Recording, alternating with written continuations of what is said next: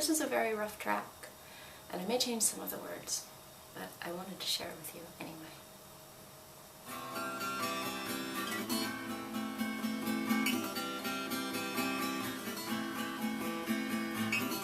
Meredith had the upstairs room, she didn't have a bed.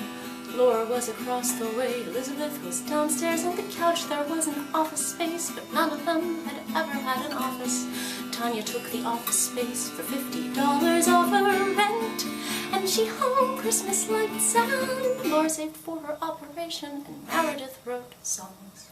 And Elizabeth waited for Michael to call and told herself she wouldn't call him first.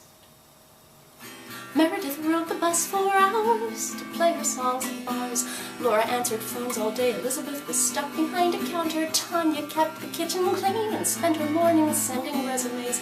She still hoped that she could find a job that matched up with her dreams. And they joined up each night, and Laura told stories of harassment, and Meredith packed CDs.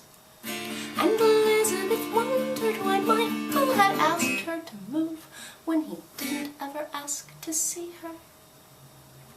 They made it through week by week and somehow paid the rent and waited for something to change. They were so good at waiting. They sat in t-shirts and shorts in the October twilight, lit by a porch light and phones in the endless summer of adulthood.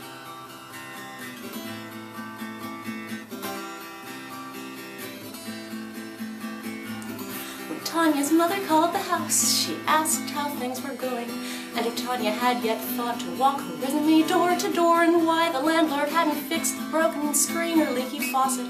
They paid so much in rent, they shouldn't let things like that go, and Tanya agreed to avoid a fight. And as soon as she hung up, she cursed and then she cried. And Elizabeth came back from work, and Tanya said, "Do you think your place would hire me too?"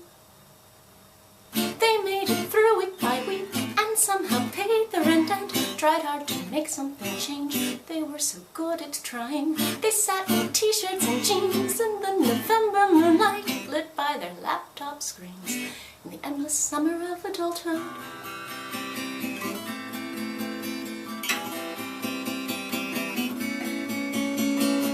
Michael had to be at work at 9 a.m. now. She knew that.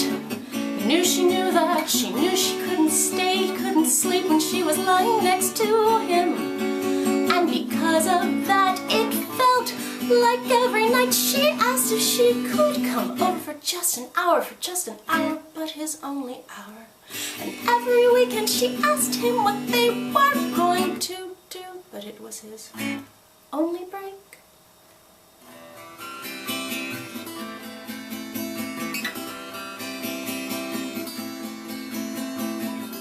Laura made it through 8 hours with voices in her headset telling her a list of failures she could never overcome. Tanya didn't get the job. She thought she might go back to school. Meredith's father said he'd pay for her to give up and come home. Elizabeth said to them all that night, "It isn't that I want Michael to change. He can do all the things he does. I just need him to choose. I just need him to choose. I just need him to choose to include me."